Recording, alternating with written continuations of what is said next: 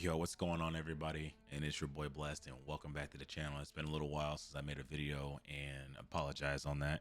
Now that season 5 is here, I wanted to talk to you guys about, audio settings and color settings, controller settings for console players out there. This is mainly a console only video, especially for a lot of you guys out there who still play on console. I wanted to share you guys my settings on certain things that will probably help you out with footstep audio and color customization and stuff like that, because I get a lot of people in my live streams sometimes that do ask like what color settings do I use and what controller settings I use as well. So I wanted to make this video for you guys on navigate and how to set things up for season 5, because sometimes these updates for COD kind of like resets your settings a little bit. So I wanted to share and show you guys something that you guys can use to prepare yourselves for season 5, maybe season 6, or even BO6. I'll be making settings videos for those games as well for BO6 when that comes out. So let's go ahead and get into it. So I wanted to go ahead and show you guys already. So the first step is we can go ahead and go to controller settings. This is something basic that I use. I don't really use like crazy settings that a lot of streamers, YouTubers show you guys. But I want to go ahead and start off with button layout. I don't really use like tactical or any sort of lefty or bumper jumper. I normally play on default because I play with a Xbox Elite 2 controller, so it's not really like too crazy for me. It's actually pretty simple. I'm sure a lot of you guys play with like custom controllers nowadays. There's rarely anyone out there that rocks a normal controller, but I'm sure there's some of you guys that watch this video have a normal controller. But for me personally, I rock default. You guys can definitely change these settings how you like it, which I do like that they added this to their games. You can change the button layout to your personal preference, but this is more personal preference for all of you guys. But some of you guys out there, I'm sure some of you guys play like tactical or lefty or bumper jumper or any of these other nomad ones. These are actually pretty cool though. I haven't tried any of these, but me personally, I like default because it's just plain and simple. I got bumper ping turned off. You got flip. I turned that off. Now dead zones is kind of like hit or miss. It's kind of a hit or miss. If you have like a brand new controller, which I do have a Xbox Elite 2 controller. I kind of leave this at 10. I think these are set at 10 default. But if you have like a controller that you stuck with for a while, like a normal controller like this, or a custom controller like I have, you guys can lower this probably to the lowest that you can, probably like 2. But if you didn't know, they did add a test that you guys can use on your controllers. But if you guys don't know what dead zone is, it basically like you don't have your hands on your controller and it kind of like leans slowly to the left or leans slowly to the right. So they do have a test on here. Well, it'll tell you if you have stick drift or not. So I would probably put left stick and right stick minimums as low as possible and see if you guys have like any stick drift. But if you have like a brand new controller like right out of the box, you probably shouldn't have to mess with this because I haven't touched this since I got this controller. And I haven't had any stick drift since. But that's just me though. That's just my opinion. I wouldn't really mess with the other ones though. But again, this is something personal preference wise. But for me, I highly recommend you guys, if you have like a controller that you had for so long, try to knock these numbers down from like maybe 2, maybe 3. Around the 2-3 range helps most players out there. But for me, I just kept this at 10 because again, it's a brand new controller. I'm sure I'm gonna have to touch these settings later, but for me, I think I'm good. I think that's it for this side. Let me go ahead and just make sure. Yeah, that's pretty much it. So let's move on to aiming. Now, a lot of you guys out there play like high sensitivity. There's a lot of players that play low sensitivity. I've been playing at 7.7 since launch of Modern Warfare 3 Warzone 3. And even professional players will play at a lower sensitivity. I'm sure there's some out there that will probably tell you guys the same thing. You guys can probably start off at 6 and then work your way up like every couple weeks until you get better and better and better. But for me, I like staying on target when I'm shooting enemies and stuff, because most players in my lobbies like the bunny hop and slide cancel and all that stuff, and I kind of want to keep track with them. So I decided to keep mine at 7.7. Same thing for like sensitivity multiplier. Well, these really don't matter. I wouldn't really touch these, but your ADS sensitivity multiplier, like I said, it'll still like react like when you're like aiming left to right. It'll still act fast, but when you're like sticking the targets, I kind of keep it at 0.75. Like I said, your sensitivity, like your horizontal and vertical, can be like a little slower, but your ADS sensitivity can be a little faster. So I kind of like decided to keep this at 0.75. But you guys can copy the settings if it works for you. But again, this is something else that you can like play with. But if you want like, you know, really sticky, you can probably lower this down to like maybe a 6.5 or maybe even a 0.70. But I like mine at 0.75. I think it works the best. But I think it like defaults like 1.0, which you probably don't want to use that. But if you want that, go for it. It's definitely something that you guys can play with yourselves. Let's go to gameplay. Now this is important. Automatic sprint. I have this at automatic attack sprint. That's pretty much self-explanatory, especially if you're like slide canceling and all that type of stuff. You definitely want to keep this here.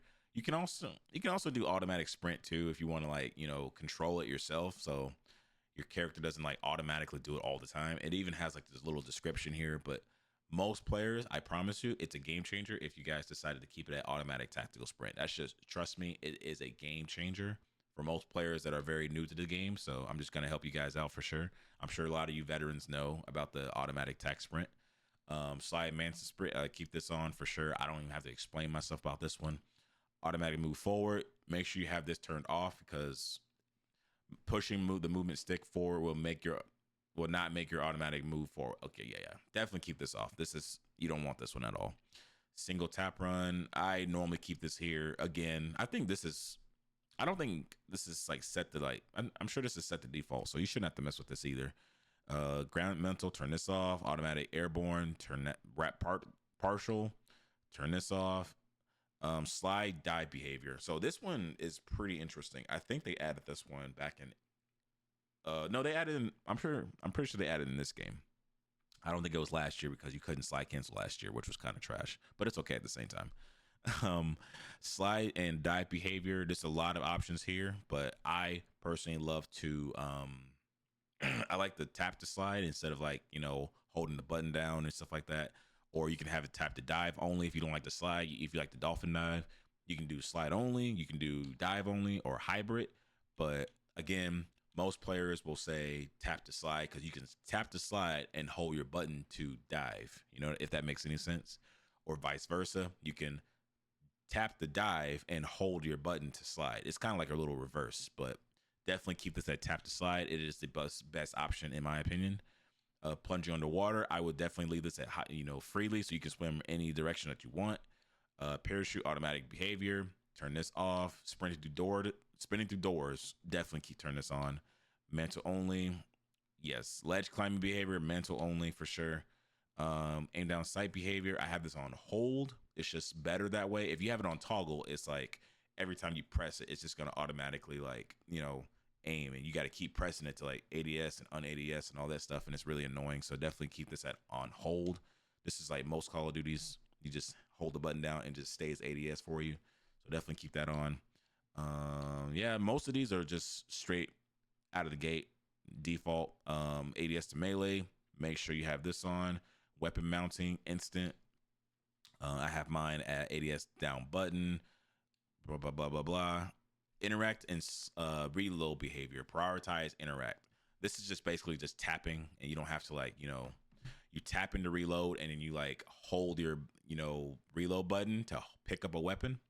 That's just me though. Like, I think it's more simple that way. It even tells you right here, tap to reload and interact, tap to interact and hold to reload when they are available. You know, it's pretty simple. I'm sure most of you guys know this setting by now, but prioritize interact is the number one option here.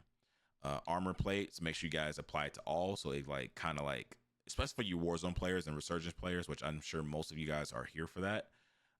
This one applies to you guys.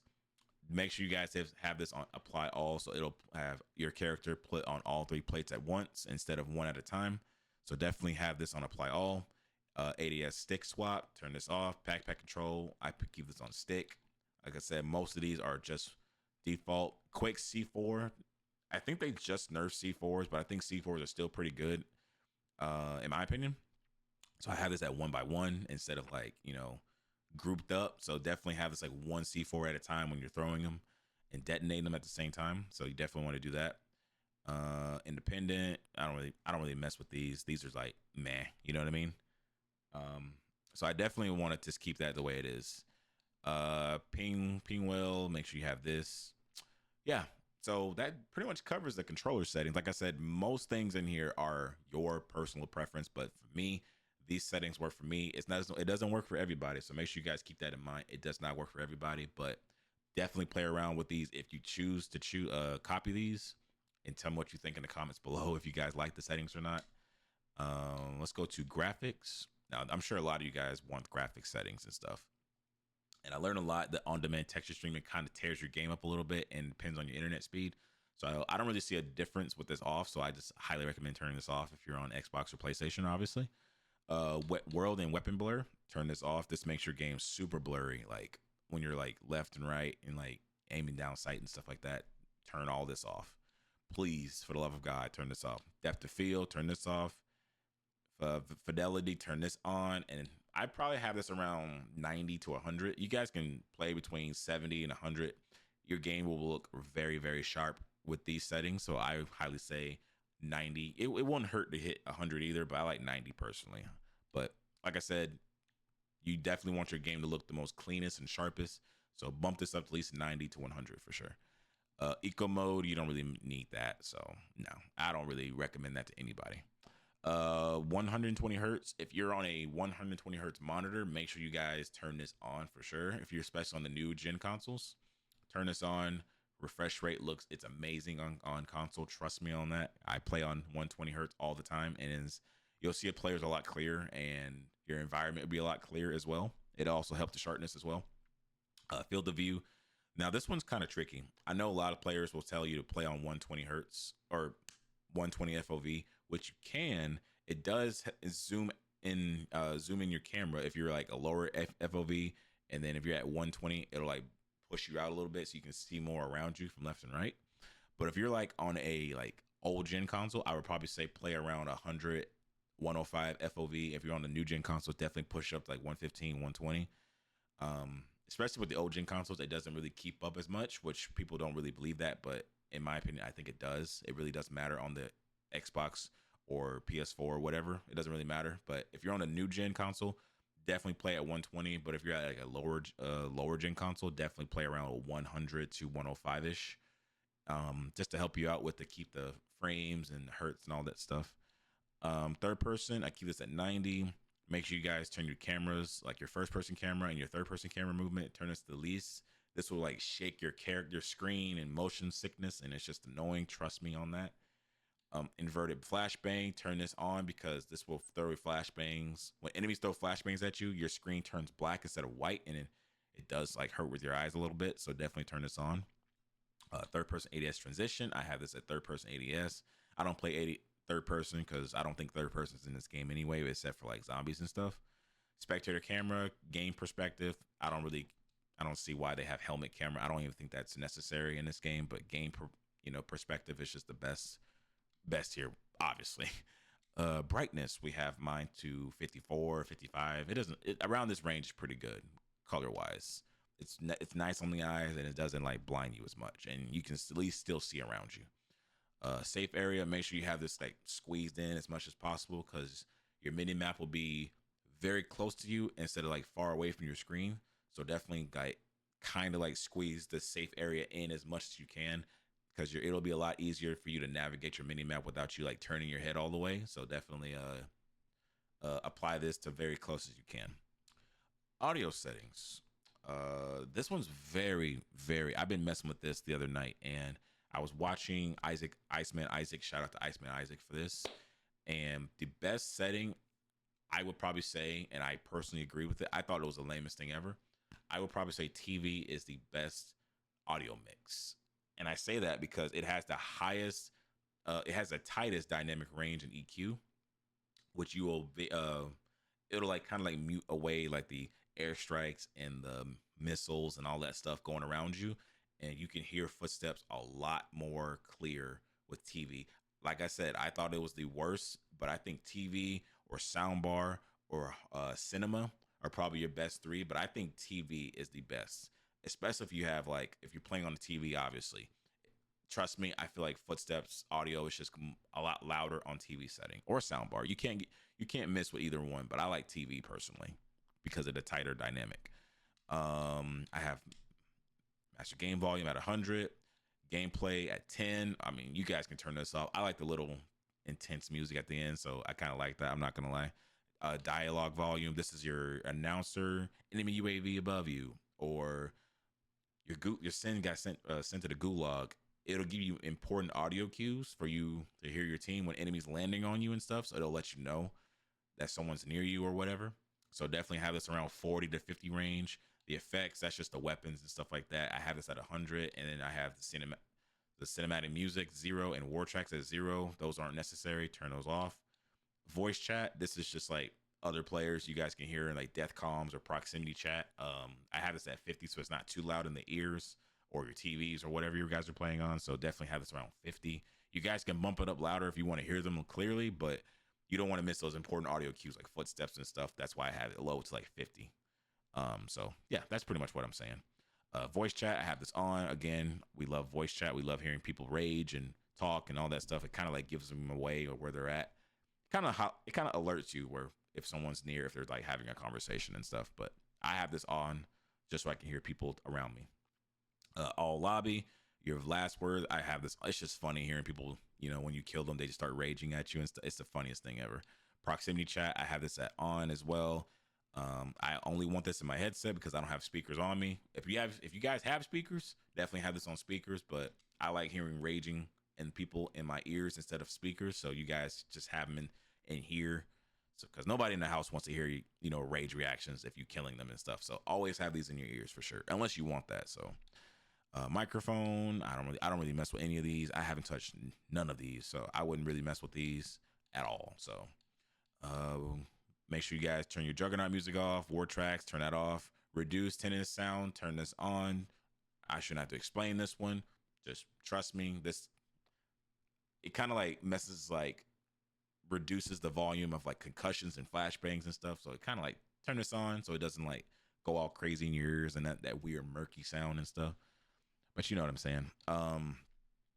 Hit marker sounds. You guys love that classic sound, so you guys can choose between that or Modern Warfare. But I like Modern Warfare because I think this is very sick. I'm not gonna lie. But if you guys like that old school, turn on classic hit marker sounds. It's just the sound effects when you're shooting at enemies and stuff like that. So that's just me. I think we're almost done here. We have interface. I have this at default. You don't really need to mess with these. Make sure you guys go to color customization. Now, this is the juicy stuff here that most of you guys like. I have mine at custom, so I can choose the colors that I personally like. So you guys can choose any colors you like, customize it, make it lighter, make it darker, all this type of shenanigans, like you, your teammates, your party, your enemies. But if you guys want like the most cleanest color, I would probably say Detranopia or Trinopia. You're going to get like the most pop on your screen, like most green, vibrant colors that you guys are looking for. These are probably the best settings for you guys to choose from, but I would probably say Trinopia is probably better, especially like Resurgence maps, because most of you guys, I'm sure, like Resurgence. So Trinopia is probably going to be your best option for that. Make sure you have your color filter set to 2, set to both, and world and interface color intensity. Set these both at 100. Again, you get more pop with these colors if you guys use these settings here for sure. Make sure you have your minimap shaped to square. Turn on your minimap rotations. That's very important. Very optional for the compass. I don't think you really need this. I have this off personally. I have my crosshairs on so you guys can see what you're shooting at. Well, you can rely on your little dot to like center on the enemy when you're shooting them. Center dot, I have that turned on for sure, and I have it at large or larger. You guys can have it at the largest if you want it, especially when your dot is on the enemy. You can easily shoot them and stuff like that, but I like mine on larger, so it's not, I can still see it, but it's not like too distracting, if that makes sense. Hit marker visuals, for sure turn this on. You can at least tell if you're hitting them or not. Damage hit markers, definitely turn this on. When it turns red, that means they're dead. And it's pretty self-explanatory. I shouldn't have explained that one at all. In-game text chat, I have this turned on. Vehicle HUD prompts, turn this off. All this. Oh, telemetry. This is something that most players didn't know that they added this to the game. Server latency I have this set to on so you guys can tell what your ping is when you're playing with your friends from different areas of the country or around the world. I have packet loss so you can tell if you're lagging or whatnot. The clock and connection meter, that's totally up to you guys, but I like the clock on there so I can tell what time it is, obviously. But make sure you have server and packet loss so you can tell if it's either you lagging or there's the servers lagging. It's just very helpful in my opinion. So other than that, I don't think I have anything else. I think we're good. But anyways, I hope you guys enjoyed this video on my color settings and audio settings and controller settings. That's everything that I use in this game that helps me play really well. But you guys can definitely play with these yourselves because this is something I want to help you guys out there who are struggling with like audio and colors and controllers, stuff like that. Hey, if you guys enjoyed this video, make sure you guys drop a like. Appreciate all the support. Thank you guys so much. Enjoy Warzone multiplayer, and I'll see y'all later. Deuce.